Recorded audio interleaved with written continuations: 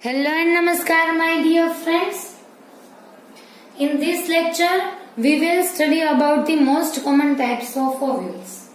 ठीक है बेटा, हमने हमारी पहले वाले लेक्चर में पढ़ा था about the structure of embryo sac कि एम्ब्रियो सेक कैसे फॉर्म होता है फ्रॉम द सिंगल मेगास्पोर, और वो जो डेवलपमेंट की प्रोसेस होती है उससे हमने क्या बोला था बेटा, मोनोस्पोरिक डेवलपमेंट।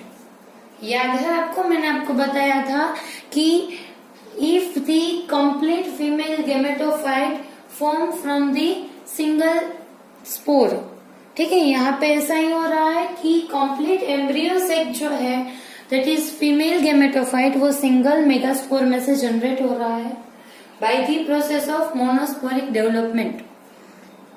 ठीक है, सो अभी हम क्या पढ़ने वाले हैं कि ओव्यूल की डिफरेंट टाइप्स की अरेंजमेंट ओवेरी में रहती है।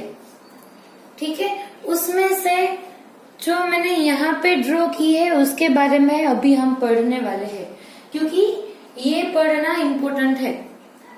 ओके बेटा, मैंने पूरी ट्राई की है कि अच्छे से अच्छा डायग्राम ड्रॉ कर सकूं जिससे आपको अच्छे से समझ में आ जाए। ठीक है, सो अभी हम स्टार्ट कर देते हैं। आप यहाँ पे देखो कि 1 2 3 4 5 6 अरेंजमेंट यहाँ पे दी है। ये क्या है बेटा, ओव्यूल है। किसके अंदर रहता है, ओवरी के अंदर रहता है। ठीक है, अभी हम इसकी अरेंजमेंट के बारे में पढ़ने वाले हैं। सो यहाँ पे आप देख लो, जो पहला वाला है वो क्या है, ऑर्थोट्रोपस टाइप का ओव्यूल दिया है।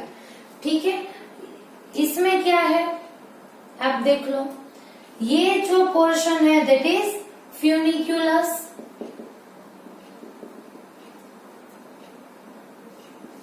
फ्यूनिक्यूलस है ये वाला जो पोर्शन है वो।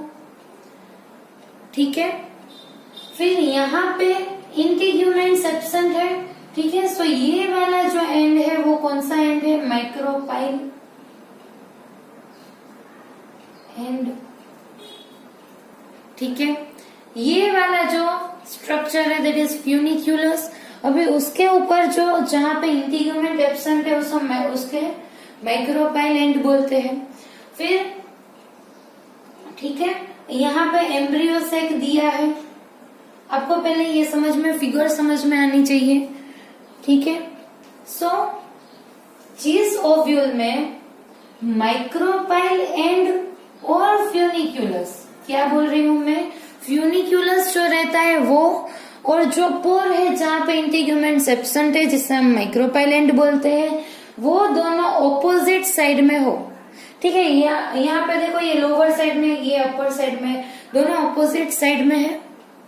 ठीक है, सो जिसमें फ्यूनिक्यूलस और माइक्रोपाइलर एंड दोनों ऑपोजिट साइड में रहते हैं उसे क्या बोलते हैं, orthotropous type of ovule. I repeat, यहाँ पे आप देखो कि फ्यूनिक्यूलस नीचे की साइड है, माइक्रोपाइल एंड अपर साइड है। सो जिसमें दोनों अपोजिट साइड में रहते हैं उसे बोलते हैं ऑर्थोट्रोपस टाइप ऑफ ओव्यूल। इतना क्लियर है? ठीक है, फिर दूसरा जो है दैट इज इनरट्रोपस। ये इसमें आप देखो, ये क्या है बेटा, फ्यूनिक्यूलस है। इसमें माइक्रोपाइलर एंड कहाँ पे, यहाँ पे है। ये माइक्रोपाइलर एंड है नहीं, वेरी गुड। ये कौन सा एंड है, चालस एंड। फिर माइक्रोपाइलर कहाँ पे है, यहाँ पे है माइक्रोपाइलर एंड। ठीक है, सो जो फ्यूनिक्यूलस रहता है और माइक्रोपाइल एंड दोनों एक ही साइड है। आप देखो कि माइक्रोपाइलर एंड भी नीचे की साइड है, लोअर साइड, और फ्यूनिक्यूलस भी उसकी ही साइड में है। ठीक है, ऐसा नहीं है ऑर्थोट्रोपस में। आप देखो कि माइक्रोपाइल अपर साइड में, फ्यूनिक्यूलस लोअर साइड में, दोनों अपोजिट साइड में, इसीलिए उसे ऑर्थोट्रोपस बोलते हैं।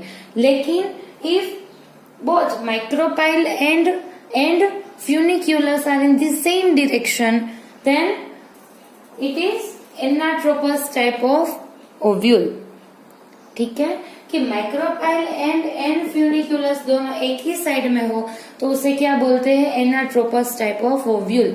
ये जो एनाट्रोपस टाइप है वो ज्यादा से ज्यादा प्लांट्स में इस तरह की अरेंजमेंट पाई गई है। कौन सी, एनाट्रोपस टाइप की। ठीक है, सो पहला वाला ऑर्थोट्रोपस क्लियर, इजीली आप याद रख सकते हो। दूसरा वाला भी क्लियर कि दोनों एक ही साइड में है तो वो भी आपको याद रह जाएगा, एनाट्रोपस टाइप ऑफ ओव्यूल। अभी क्या आएगा, hemi anatropous, A B and C. ठीक है, मैंने यहाँ पे लिखा है ABCDEF। ठीक है, सो ये जो है इसमें आप देख लो कि फ्यूनिक्यूलस कहाँ पे है बेटा, यहाँ पे फ्यूनिक्यूलस है, एंड माइक्रोपाइलर एंड कहाँ पे प्रेजेंट है, यहाँ पे प्रेजेंट है, चालाजल एंड उस तरफ है। सो अगर आप देखो कि ये जो माइक्रोपाइलर एंड रहता है उससे फ्यूनिक्यूलस अप्रोक्स 90 डिग्री जितना एंगल फॉर्म कर रहा है। ठीक है, कितना, 90 डिग्री। यहाँ पे आप देख लो, सो ये कितना हुआ, 90 डिग्री हुआ। सो ऐसी जो अरेंजमेंट रहती है जिसमें माइक्रोपाइल एंड और फ्यूनिक्यूलस के बीच में 90 डिग्री का एंगल बनता हो उसे क्या बोलते हैं बेटा, हेमी एनाट्रोपस। कैसा, hemi anatropous, not completely anatropous but hemi, यानी आधा, ऐसा कुछ कि हेमी एनाट्रोपस टाइप की अरेंजमेंट आप यहाँ पे देख सकते हो कि जिसमें माइक्रोपाइलर एंड और फ्यूनिक्यूलस के बीच में 90 डिग्री का एंगल रहता है। उतना क्लियर है। चलो फिर हम आगे बढ़ते हैं। ये वाला जो है कैम्पाइलोट्रोपस, ठीक है, ये कहाँ पे दिया है, वो वाला नहीं है, यहाँ पे मैंने ड्रॉ किया है। कौन सा, डी वाला कैम्पाइलोट्रोपस। उसमें आप देख लो कि इसमें ये वाला जो है इंटीग्यूमेंट एंड एम्ब्रियोसेक, आप यहाँ पे देख लो कि एम्ब्रियोसेक भी स्लाइटली ट्विस्टेड रहता है। आप यहाँ पे देखो स्लाइटली कर्व्ड रहता है, ये जो लाइन है एम्ब्रियोसेक की वो, और ये इंटीग्यूमेंट्स भी स्लाइटली कर्व्ड रहते हैं। ठीक है, स्लाइटली ट्विस्टेड, ठीक है, नॉट कम्प्लीटली, स्लाइटली। ठीक है, आप यहाँ पे देखो कि integuments and embryo sacs both are slightly twisted. ठीक है, थोड़ा सा ट्विस्ट कर जाते हैं। हेमी एनाट्रोपस के बाद आप देखो तो इसमें देखो क्या, ये क्या है, एकदम सीधा ही है एम्ब्रियोसेक, कहीं पे ट्विस्ट नहीं है। लेकिन अगर आप इसकी कर्व यहाँ पे देख सकते हो तो इसमें क्या है, स्लाइटली ट्विस्टेड, टिल्टेड है थोड़ा सा, इसमें भी टिल्टेड है थोड़ा सा। सो ऐसी जो रहती है अरेंजमेंट उसे बोलते हैं कैम्पाइलोट्रोपस। आपको क्या करना है बेटा, सिर्फ जो हेमी एनाट्रोपस कंडीशन थी उसमें स्लाइटली कर्व्ड कर देना है, स्लाइटली टिल्टेड और ट्विस्टेड, कॉम्प्लीटली नहीं, स्लाइटली, याद रखना। ठीक है, सो ऐसी जो अरेंजमेंट रहती है उसे क्या बोलते हैं, कैम्पाइलोट्रोपस। इसमें हेमी एनाट्रोपस जैसा ही है। ठीक है, ये माइक्रोपाइलर एंड है, ये फ्यूनिक्यूलस है। कंप्लीट 90 डिग्री नहीं बनता लेकिन आप उसके जैसा बोल सकते हो। ठीक है, लेकिन इसमें क्या है, थोड़ा सा टिल्ट वाला है और उसमें हेमी एनाट्रोपस में नहीं है। ठीक है, अभी आएगा एम्फीट्रोपस। एम्फीट्रोपस क्या है बेटा, वो वहां पे ई वाला, ये एम्फीट्रोपस। एम्फीट्रोपस में अगर आप देखो तो आपको दिखेगा कि इसमें एम्फीट्रोपस में जो एम्ब्रियोसेक रहता है वो कंप्लीटली क्या कर जाता है, कंप्लीटली कर्व बना लेता है, ना कि स्लाइटली बट कंप्लीटली ये यहाँ पे कर्व बना देगा। ठीक है, सो उसे क्या बोलते हैं, एम्फीट्रोपस, जिसमें एम्ब्रियोसेक एंड इंटीग्यूमेंट्स बोथ क्या करते हैं, बोथ कंप्लीट कर्व बना देते हैं, कंप्लीटली ऐसे कर्व बना दिया। इसमें स्लाइटली था, फिर यहाँ पे कंप्लीटली ऐसा सी शेप्ड, आप बोल सकते हो कि सी शेप्ड हो गया, उसे क्या बोलते हैं, एम्फीट्रोपस। पहले दोनों ऑपोजिट साइड में थे, फिर एक साइड में आ गए, फिर 90 डिग्री बना दिया, फिर उसमें स्लाइटली ट्विस्ट कर दिया और अभी कम्प्लीटली कव बना दिया, सी शेप्ड एम्ब्रियो। ठीक है, उसे क्या बोलते हैं यहाँ पे ई वाला जो है उसे क्या बोलते हैं, एम्फीट्रोपस। अभी लास्ट वाला है दैट इज सिरसिनोट्रोपस। सिरसिनोट्रोपस में तो भैया सब कुछ ट्विस्टिंग कर दिया है। देखो यहाँ पे फ्यूनिक्यूलस भी ट्विस्ट हो गया, वो बोलता है मैं छूट गया मुझे भी होना है। फिर इसने यहाँ पे फ्यूनिक्यूलस भी ट्विस्ट हो गया, one twist, and second twist यहाँ पे भी है। ठीक है, सो इसमें क्या है कि सिरसिनोट्रोपस में फ्यूनिक्यूलस ट्विस्ट कर जाएगा और ये वाला जो स्ट्रक्चर है ये भी उल्टा हो गया है, यानी कि माइक्रोबाइलर एंड अपर डायरेक्शन में है और फ्यूनिक्यूलस लोअर डायरेक्शन में। इसमें भी देखो, इसमें भी ऐसा है कि दोनों ऑपोजिट साइड में, लेकिन यहाँ पे क्या हुआ, ऐसा कंप्लीटली, मेरा तो हाथ भी नहीं ऐसे घूमेगा, कंप्लीटली ट्विस्ट कर गया है। ठीक है, ये फ्यूनिक्यूलस पहले कव हो गया, फिर ये वाला, लेकिन इसमें भी आप देखो कि ऑर्थोट्रोपस के जैसे ही फ्यूनिक्यूलस एंड माइक्रोपाइल दोनों ऑपोजिट साइड में प्रेजेंट है। इतना क्लियर है? चलो एक बार मैं रिपीट कर देती हूँ। फर्स्ट वाला कौन सा है बेटा, ऑर्थोट्रोपस। ठीक है, जिसमें दोनों ऑपोजिट साइड में रहते हैं। दूसरा कौन सा है बेटा, आपको देखना नहीं है, दूसरा कौन सा है जिसमें दोनों एक साइड में रहते हैं, anatropous. Then 90 degree hemi anatropous. Then वो वाला या नहीं, ये वाला, इसमें आप देख लो कि slightly tilted campylotropous. Then completely curve amphitropous. Then ये वाला जो है जिसमें फ्यूनिक्यूलस भी ट्विस्ट कर रहा है उसे क्या बोलते हैं, सिरसिनोट्रोपस। ठीक है, इतना क्लियर है? अभी ये एनसीईआरटी में तो नहीं दिया है। ठीक है, इसके कारण आपको ये ड्रॉ करना पड़ेगा। ठीक है, एक बार ड्रॉ कर लेना और याद कर लेना। ओके, अभी हम क्या पढ़ने वाले हैं, मैंने आपको बताया था कि पोलन पिस्टिन इंटरेक्शन के बारे में मैं आपको बताऊंगी। ठीक है, अभी हम पोलिनेशन के बारे में डिस्कस नहीं कर रहे हैं। पोलन पिस्टिल इंटरेक्शन जो छोटा सा टॉपिक है वो अभी हम ले लेते हैं। आपको मालूम है पोलिनेशन?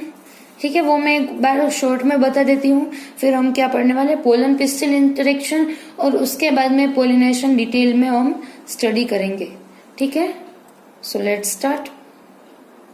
ओके बेटा, सो अभी हम देखने वाले हैं पोलन पिस्टिल इंटरेक्शन। ठीक है, सो बेसिकली हमने अभी क्या पढ़ा, मैंने आपको बताया था कि 3 events are there, that is pre fertilization, second that is fertilization, and third that is post fertilization. ठीक है, ऐसे 3 इवेंट्स रहती है, याद है ना आपको? प्री फर्टिलाइजेशन यानी फर्टिलाइजेशन की जो इवेंट रहती है उसकी पहले की सारी इवेंट को क्या बोलते हैं, प्री फर्टिलाइजेशन इवेंट्स। फर्टिलाइजेशन यानी fusion of male and female gamete and formation of zygote, उसे क्या बोलते हैं, फर्टिलाइजेशन। एंड उसके बाद जो सारी इवेंट्स रहती है उसे बोलते हैं पोस्ट फर्टिलाइजेशन इवेंट्स। ठीक है, हमने अभी किसके बारे में पढ़ा है, प्री फर्टिलाइजेशन इवेंट्स के बारे में, जिसमें मैंने आपको पढ़ाया कि गैमेटोजेनेसिस कैसे होता है। ठीक है, गैमेटोजेनेसिस यानी synthesis of gametes, that is male gamete and the female gamete. हमने पढ़ा ना कि pollen grain that is male gametophyte जो जनरेट करता है मेल गैमेट्स को, एंड एम्ब्रियोसेक जो कि बनाता है egg cells. Embryo sac is the female gametophyte और वो बना लेता है एग सेल। ठीक है, सो ये जो सारी इवेंट्स थी वो प्री फर्टिलाइजेशन की इवेंट्स थी। अभी male gametes and female gametes का फॉर्मेशन तो हमने पढ़ लिया। So second process that is gamete transfer. ठीक है, कि मेल गैमेट जो सिंथेसाइज हुआ, दैट मीन्स कि जो पोलन ग्रेन जो कि मेल गैमेटोफाइट है वो जाके स्टिग्मा की जो स्टिकी सरफेस है उसके ऊपर अटैच हो जाएगा। ठीक है, याद है आपको बेटा कि ये क्या है, पोलन ग्रेन्स है। ठीक है, ये किसमें से बनती है पोलन ग्रेन्स, जो कि मेल पार्ट रहता है उसमें जो ये वाला पोर्शन है दैट इज एंथर, वो क्या करता है पोलन ग्रेन जनरेट करता है। अभी ये मुझे आपको बताना नहीं चाहिए क्योंकि इतना तो आपको आता ही है, ठीक है। ओके, सो ये जो पोलन ग्रेन है वो आगे जाके ये क्या मैंने बनाया, पिस्टिल बनाया, ठीक है। सो ये पिस्टिल की जो स्टिग्मा रहती है, इस स्टिकी सरफेस को हम क्या बोलते हैं, स्टिग्मा बोलते हैं। सो ये पोलन ग्रेन यहाँ पे जाके चिपक जाती है, ठीक है, इतना मालूम है। ये वाली जो प्रोसेस रहती है जिसे हम क्या बोलते हैं, पोलिनेशन बोलते हैं ना, जिसमें पोलन ग्रेन का ट्रांसफर होता है और वो जाके स्टिग्मा पे अटैच हो जाती है, उसे क्या बोलते हैं, पोलिनेशन बोलते हैं।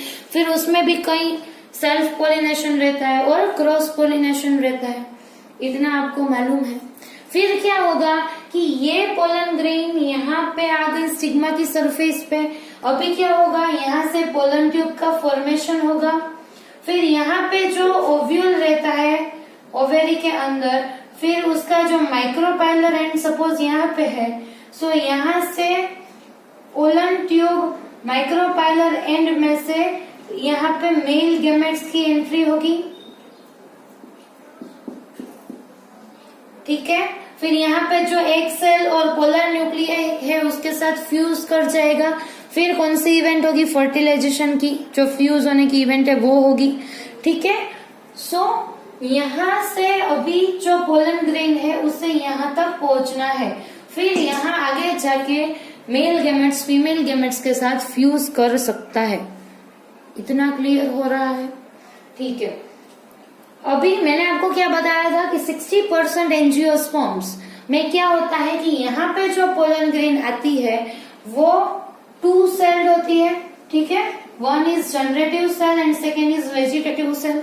60% में ऐसा देखा जाता है, ठीक है। यहाँ पे जो पोलन ग्रेन है उसके बारे में बात कर रही हूँ, लेकिन जो 40% है उसमें क्या रहता है कि जनरेटिव सेल डिवाइड करके 2 मेल गैमेट यहीं पे पहले जनरेट कर देगा, फिर पोलन ग्रेन उसमें से बाहर निकलेगी। सो 40% में क्या होगा कि यहाँ पे जो पोलन ग्रेन है वो 3 सेल्ड स्ट्रक्चर में होती है, इतना क्लियर हो रहा है, ठीक है। So if the pollen grain is in the 3 sailed structure, तो फिर क्या होगा कि ये जो है आगे जाके यहाँ से एंटर कर जाएगी। लेकिन अगर वो 2 सेल्ड स्ट्रक्चर है तो क्या होगा बेटा कि यहाँ पे जो पोलन ग्रेन एक बार पोलन ट्यूब में एंटर होगी, फिर यहीं पे वो डिवाइड करना स्टार्ट करेगी और पोलन ट्यूब में ही जनरेटिव सेल डिवाइड होके 2 मेल गैमेट फॉर्म करता है, ठीक है बेटा। कितने, 2 मेल गैमेट कहाँ पे फॉर्म करेगा, पोलन ट्यूब में, ठीक है। ओके, सो अगर 40% है, 40% की बात करें तो 3 सेल स्ट्रक्चर ही है। लेकिन अगर 60% की बात करें तो जनरेटिव सेल पोलन ट्यूब में ही डिवाइड करके 2 मेल गैमेट फॉर्म कर देगा, ठीक है। और वो फर्दर आगे जाके 1 with the polar nuclei and second with the egg cell fuse कर जाएंगे, ठीक है। और जो फॉर्म होगा that is endosperm and embryo, उसके बारे में हम फर्टिलाइजेशन की इवेंट्स में बात करेंगे, ठीक है। सो इतना पहले आपको क्लियर होना चाहिए।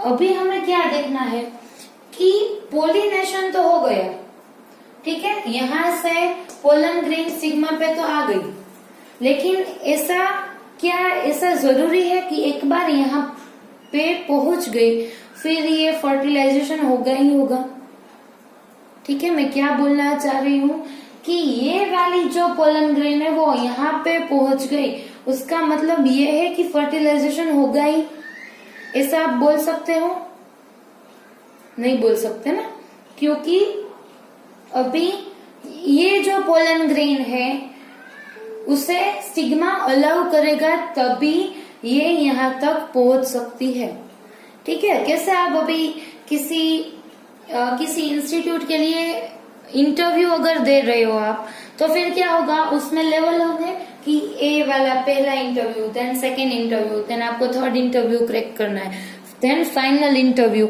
अगर वो आपने क्रैक कर लिया तभी आप उस इंस्टीट्यूट में जॉब ले सकते हो, ऐसा होगा ना। या आपने एक ही अभी क्लियर किया है तो आप ऐसा बोल नहीं सकते कि आपको इंस्टीट्यूट में जॉब मिल गई। ठीक है, सही बोल रही हूं मैं।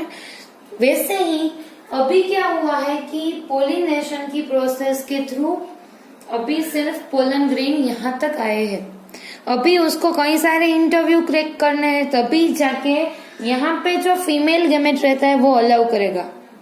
ठीक है, यहाँ कितने सारे इंटरव्यू वो क्रैक करके आगे जाएगा, फिर सब इंटरव्यू अगर क्रैक कर दिए तो ही ये फीमेल गैमेट उसे अलाउ करेगा कि चलो फ्यूज कर जाओ। ठीक है, सो ये जो इंटरव्यू है उसके बारे में अभी हमें पोलन पिस्टिल इंटरेक्शन में पढ़ना है। ज्यादा कुछ टफ नहीं है, एक स्टोरी के फॉर्म में ही है। ठीक है बेटा, सो आप यहाँ पे देख लो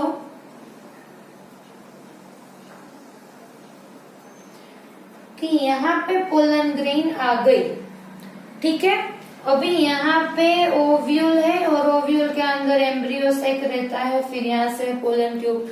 ठीक है, अभी क्या होगा कि ये जो पोलन ग्रेन यहाँ पे है, ठीक है, वो अभी सेम स्पीसीज की होगी। कौन सी? सेम स्पीसीज की। I repeat, if the pollen grain is from the same species, यानी कि ये अगर फीमेल पार्ट यानी कि फ्लावर मैंगो का है, ठीक है, सेम स्पीसीज की बात कर रही हूँ, सेम स्पीसीज का है, और ये जो पोलन ग्रेन यहाँ से आ रही है वो भी सेम स्पीसीज की है, तभी स्टिग्मा उसे पोलन ट्यूब फॉर्म करने का अलाउ करेगा।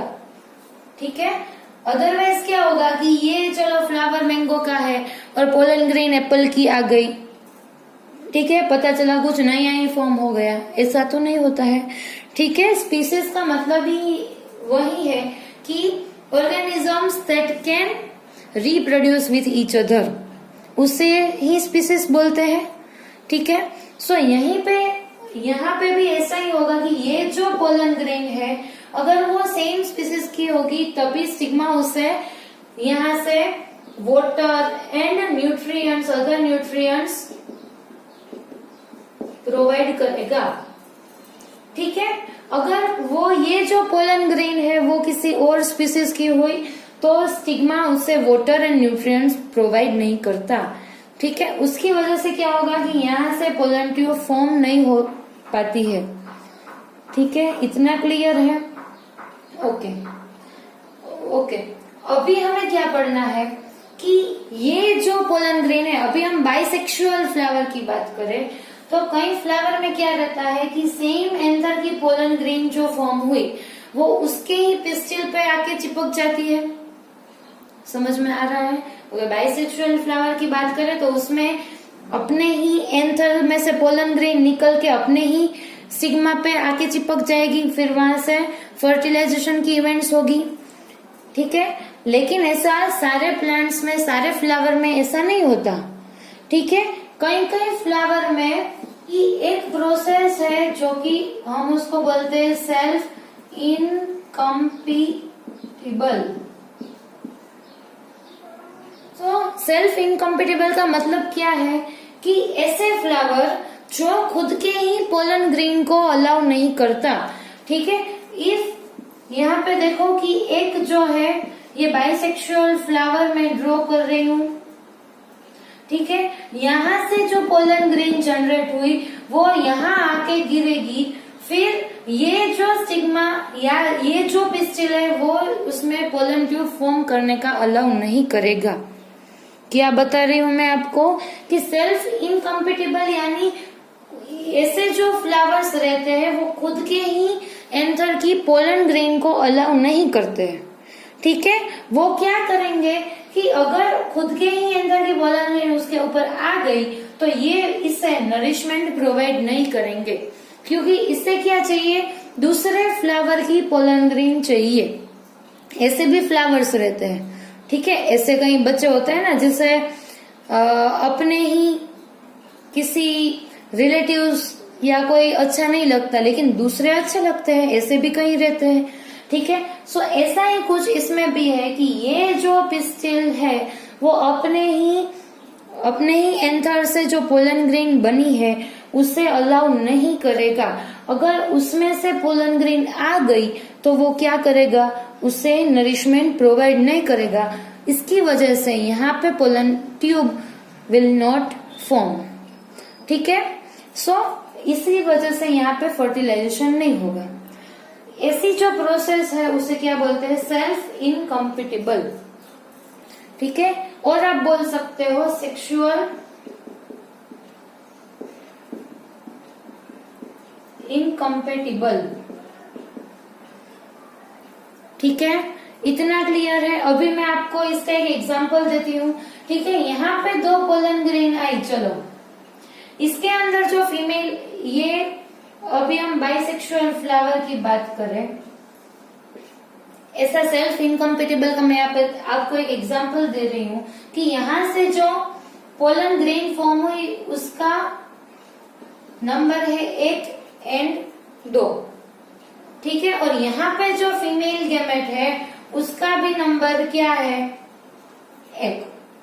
ठीक है, अभी मल्टीपल की बात करें तो 1 और 2। फिर ये जो पोलन ग्रेन यहाँ पे आई तो क्या होगा, यहाँ से पोलन ट्यूब का फॉर्मेशन नहीं होगा। लेकिन आप बात करो कि ये कोई दूसरा फ्लावर का पिस्टिल है जिसमें फीमेल गैमेट 3 और 4 नंबर के है, फिर क्या होगा, ये जो पोलन ग्रेन है वो तो दूसरे फ्लावर की है, फिर यहाँ से पोलन ट्यूब फॉर्मेशन स्टार्ट हो जाएगा। ठीक है, ऐसी जो प्रोसेस रहती है उसे बोलते हैं सेल्फ इनकम्पेटिबल। अभी ऐसे प्रोसेस का एक इम्पोर्टेंस भी है। क्या इम्पोर्टेंस है बेटा, ठीक है, अगर ये जो प्रोसेस है जिसमें वो अपने ही पोलन ग्रेन को नहीं ले रहा लेकिन दूसरे की अलाउ कर रहा है, ठीक है, इसका अगर आप सोचो कि एक जो इम्पोर्टेंस है वो आप सोच सकते हो कि इसका क्या इम्पोर्टेंस है, इससे क्या फायदा होगा। ठीक है, उसके बारे में आपको सोच के मुझे कमेंट बॉक्स में बताना है, जो भी आपका आंसर हो। ठीक है, लेकिन लिखना जरूर। ठीक है, फिर मैं नेक्स्ट लेक्चर में उसका ये जो है इसका सही आंसर मैं आपको बता दूंगी। ठीक है, लेकिन आपको ट्राई तो करना ही करना है। ठीक है, कि इसका इम्पोर्टेंस कुछ तो होगा इसीलिए ऐसा नहीं कर रहा है। ठीक है, सो उसके बारे में मुझे बताओ। ठीक है बेटा, इतना समझ में आ गया कि पोलिनेशन तो हो गया, फिर भी ये नेसेसरी नहीं है कि मेल गैमेट्स जाके फीमेल गैमेट्स से फ्यूज कर ही ले। ठीक है, उसके लिए उसे कई सारे इंटरव्यू भी क्रैक करने पड़ेंगे। So the first interview is between stigma and the pollen grain. ठीक है, पहले क्या करेगा, स्टिग्मा पोलन ग्रेन के साथ थोड़ी सी बातचीत कर लेगा। किसके थ्रू, केमिकल्स के थ्रू। ठीक है, इंटरव्यू में बात करने में अभी लग रहा है कि चलो अच्छा नॉलेज है, अच्छा कॉन्फिडेंस है, तो क्या होगा, यानी कि ये जो पोलन ग्रेन है वो सूटेबल है, तो क्या होगा, ये जो सिग्मा है वो पोलन ग्रेन को अलाउ करेगा कहा, क्या करने के लिए, पोलन ट्यूब फॉर्म करने के लिए। ठीक है, उसे वाटर और नरिशमेंट प्रोवाइड करेगा। फिर क्या होगा कि पोलन ट्यूब में मेल गैमेट्स आगे बढ़ रहा है। ठीक है, अभी क्या होगा कि ये पोलन ट्यूब में तो एंटर अभी हो ही चुका है, लेकिन फिर भी ये नेसेसरी नहीं है कि ये फीमेल गैमेट्स के साथ फर्टिलाइज करता ही है, फ्यूज होता ही है, क्योंकि अभी इसे यहाँ सारी जगह पे जो इंटरव्यू रखे, थोड़ी सी जो केमिकल प्रोसेस रहती है उसमें से पास होना पड़ेगा, और फाइनली जब भी फीमेल गैमेट अलाउ करे और यानी कि यहाँ अच्छी केमिस्ट्री बनती है तभी ये जाके फीमेल गैमेट से फ्यूज कर सकता है। ठीक है, फिर जो प्रोसेस होगी वो होगी फर्टिलाइजेशन की, और उसमें से जाइगोट फॉर्म हो जाएगा। ठीक है बेटा, ये ऐसा ही है स्टोरी के जैसा, इसमें कोई पॉइंट्स नहीं दिए हैं, और ये आपको जो थोड़ा सा दिया है वो आपको याद रखना है। ठीक है, ओके। अभी आप बोलोगे कि मैम कहीं पे तो हमने देखा है कि हाइब्रिडाइजेशन की जो प्रोसेस रहती है, ठीक है, उसमें जो नेचुरली जो फर्टिलाइज नहीं कर सकते वो भी करते हैं, ठीक है। वो जो प्रोसेस रहती है उसे क्या बोलते हैं, आर्टिफिशियल हाइब्रिडाइजेशन, ठीक है। क्या बोलते हैं, आर्टिफिशियल, यानी किसी लैब में और आर्टिफिशियली किया है, ठीक है। जो नेचुरली पॉसिबल नहीं है या तो नहीं हो रहा है उसे आर्टिफिशियली करते हैं, ठीक है। ऐसी जो प्रोसेस रहती है उसे बोलते हैं आर्टिफिशियल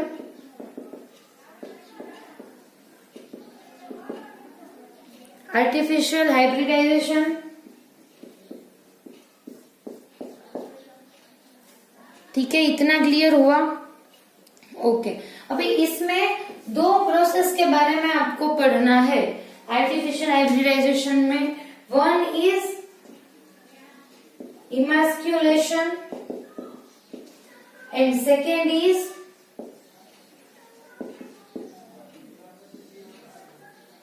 बेगिंग, ठीक है।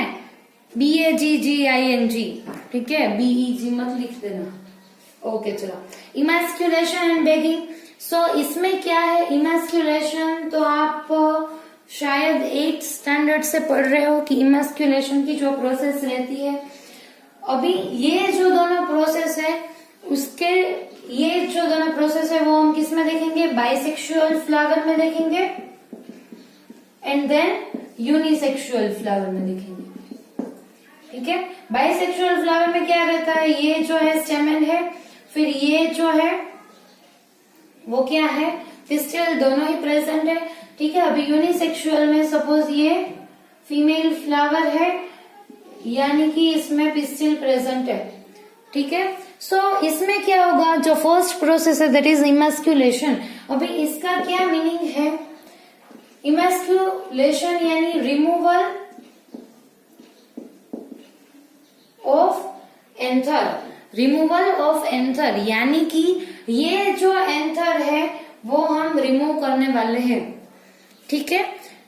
आपको क्या करना है, अभी ये जो पिस्टिल है उसके साथ आपको इसकी पोलन ग्रेन नहीं, आप नहीं चाहते कि इसकी पोलन ग्रेन से फर्टिलाइजेशन हो या तो किसी और पोलन ग्रेन आके यहाँ पे चिपक जाए और फर्टिलाइजेशन की इवेंट हो जाए, आप ऐसा नहीं चाहते। आपको क्या करना है कि जो डिजायर्ड कैरेक्टर वाला जो फ्लावर है, जो प्लांट्स है, उसी की पोलन ग्रेन से आपको यहाँ पे फर्टिलाइजेशन करवाना है ताकि आपको डिजायर्ड कैरेक्टर्स आपके प्लांट में मिले, ठीक है। उसी को हाइब्रिडाइजेशन बोलते हैं कि जो दो अलग अलग है जिसमें नेचुरली नहीं हो रहा है उसे हम उसके दोनों को कैरेक्टर को सिर्फ एक ही ऑर्गेनिज्म में लाने की ट्राई करते हैं, उसे हाइब्रिडाइजेशन बोलते हैं, ठीक है। सो यहाँ पे आपको क्या चाहिए कि ये जो स्टिग्मा है उसके ऊपर आपके डिजायर्ड पोलन ग्रेन जो आपने यहाँ पे, चलो यहाँ पे मैंने अंदर पोलन ग्रेन्स जो स्टोर करके रखे हैं, मैं क्या चाहती हूँ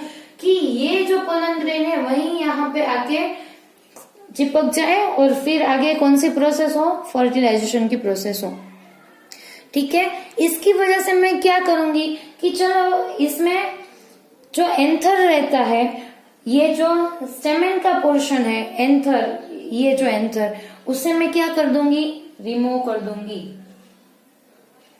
ठीक है। क्या किया मैंने, रिमूव कर दिया। जो ये प्रोसेस रहती है उसे क्या बोलते हैं, इमास्क्यूलेशन, ठीक है। ताकि अभी क्या होगा कि एंथर में से पोलन, एंथर ही नहीं है तो पोलन ग्रेन नहीं निकलेगी, फिर यहाँ पे कोई आके चिपकने वाला तो है नहीं। ये जो प्रोसेस है उसे इमास्क्यूलेशन बोलते हैं। अभी ये तो मैंने बाइसेक्सुअल फ्लावर में किया, यूनिसेक्सुअल में कोई जरूरत है ही नहीं क्योंकि वहां पे एंथर ही नहीं है, ठीक है। अभी आपने यहां से एंथर हटा दिया और कौन सी प्रोसेस कर ली, इमास्क्यूलेशन। लेकिन अभी क्या चांसेस है कि दूसरे कोई फ्लावर के एंथर से पोलन ग्रेन आके यहाँ पे चिपक सकती है, विंड के थ्रू, वाटर के थ्रू, या तो फिर कोई दूसरे एजेंट के थ्रू यहाँ पे आके पोलन ग्रेन अभी भी चिपक सकती है, उसके भी चांसेस है ना क्रॉस पोलिनेशन होने के, ठीक है। उसकी वजह से मैं क्या करूंगी, ये जो फ्लावर है उसे डेक से कवर कर दूंगी, ठीक है। जो सूटेबल साइज का जो बैग लूंगी, फिर ये जो इमास्कुलेटेड फ्लावर है उसे कवर कर दूंगी। और जनरली ये जो मेरा बैग है वो किससे बना होगा, बटर पेपर से, वो जो बटर पेपर रहता है ना उससे ये बना होगा बैग। फिर क्या करूंगी, ये जो बैग से मैंने फ्लावर कवर कर दिया, अभी कोई बाहर वाली किसी थर्ड पार्टी की पोलन ग्रेन आके तो यहाँ पे नहीं चिपक सकती, ठीक है। फिर हम क्या करेंगे कि इसे जो स्टिग्मा है उससे मैच्योर होने का टाइम प्रोवाइड करेंगे। अभी ये मैच्योर हो गया, इसका मतलब इसमें रिसेप्टिबिलिटी आ गई, ठीक है। फिर हम क्या करेंगे, यहाँ से पोलन ग्रेन लेके यहाँ पे चिपका देंगे। ये बैग पहले खोलनी पड़ेगी ना इसके लिए। फिर यहाँ से हमने पोलन ग्रेन यहाँ पे चिपका दी, फिर से क्या कर देंगे, बैग से कवर कर देंगे। कवर करना इम्पोर्टेंट है, ठीक है। फिर क्या होगा, यहाँ से पोलन ट्यूब फॉर्म होगी, ठीक है, और फर्टिलाइजेशन की इवेंट होगी। इतना क्लियर है। अभी अगर हम यूनिसेक्सुअल फ्लावर की बात करें तो यहाँ पे भी इमास्कुलेशन करने की तो कोई जरूरियात ही नहीं है, क्योंकि एंथर ही नहीं है। फिर क्रॉस पोलिनेशन तो हो सकता है ना भैया, इसीलिए हम क्या करेंगे, यहाँ पे भी बटर पेपर के जो बैग बनी है उससे कवर कर देंगे। फिर क्या होगा कि ये मैच्योर हो गया पिस्टिल। फिर क्या करेंगे, यहाँ से पोलन ग्रेन लेके यहाँ पे चिपका देंगे और फिर से बैग से कवर कर देंगे। फिर क्या होगा कि धीरे धीरे यहाँ फ्रूट बन जाएगा, ठीक है। ये इतना इजी और सिंपल है, और आप 8th स्टैंडर्ड से शायद आप ये पढ़ रहे हो, ठीक है। सो ये जो 2 प्रोसेस है वो आपको याद रखनी है। और एक बात कि आपको एक एक्सपेरिमेंट भी एनसीईआरटी ने दिया है कि आप आर्टिफिशियली जब आप देखना चाहो कि पोलन ट्यूब की फॉर्मेशन हो रही है तो आप क्या कर सकते हो, स्लाइड में जो शुगर सॉल्यूशन लेके 10% जो शुगर सॉल्यूशन रहता है वो उसको स्लाइड पे रह के आप उसमें पोलन ग्रेन डाल के फिर स्लाइड को माइक्रोस्कोप में ऑब्जर्व करो। आफ्टर सम टाइम देन आप देख सकते हो कि उसमें से स्मॉल पोलन ट्यूब बाहर आ रही होगी, ठीक है। ओके, सो वो एक आपको एक्सपेरिमेंट दिया है एनसीईआरटी ने। बाकी तो कोई दिक्कत जैसा तो कुछ है नहीं। ये वाला जो टॉपिक है बहुत इजी है, आपको याद रखना है। Emasculation, that is very easy, removal of anther. Why हमने ऐसा क्यों किया इमास्कुलेशन, बिकॉज अननेसेसरी फर्टिलाइजेशन की इवेंट्स ना हो, क्योंकि हमें डिजायर्ड कैरेक्टर्स ही चाहिए। इसीलिए हमारी डिजायर्ड पोलन ग्रेन ही यहाँ पे आनी चाहिए और फर्टिलाइजेशन होना चाहिए। और ऐसा करने के लिए हम क्या करेंगे, ये जो एंथर है उसको हटा देंगे, क्योंकि सब में तो सेल्फ इनकम्पेटिबिलिटी होती नहीं। फिर हम क्या कर देंगे, उसे बैग से कवर कर देंगे। और यूनिसेक्सुअल फ्लावर की बात करें तो उसमें तो इमास्कुलेशन करने की तो कोई बात ही नहीं है, क्योंकि एंथर ही नहीं है, ठीक है। फिर उसे हम बैग से कवर कर देंगे। फिर मैच्योर होने के बाद हम पोलन ग्रेन्स को आर्टिफिशियली वहां पे ले जाएंगे और चिपका देंगे। फिर से रीबेक्ड कर देंगे ताकि ये प्रोटेक्टेड रहे और इसमें फिर फ्लावर का फॉर्मेशन हो जाएगा, ठीक है बेटा। सो ये लेक्चर हम यहीं पे खत्म करते हैं। आपको मुझे क्या बताना है, वो जो मैंने आपको क्वेश्चन पूछा कि सेल्फ इनकम्पेटिबिलिटी का भी कोई इम्पोर्टेंस तो होगा। सो उसका आंसर जो है वो आपको कमेंट बॉक्स में देना है, ठीक है। जैसा भी आता हो आप दो, ट्राई करो, फिर मैं नेक्स्ट लेक्चर में उसके आंसर के बारे में आपको बताऊंगी, ठीक है। अभी इस लेक्चर के बाद, ये देखने के बाद एक बार एनसीईआरटी में से आप पोलन पिस्टिल इंटरेक्शन पढ़ लो। फिर उसमें कोई डाउट है, क्वेरी है तो आप मुझे पूछ लो, ठीक है। और अगर आपको ये वीडियो अच्छा लगता है तो don't forget to like, share and subscribe. Thank you so much for watching this video. Thank you.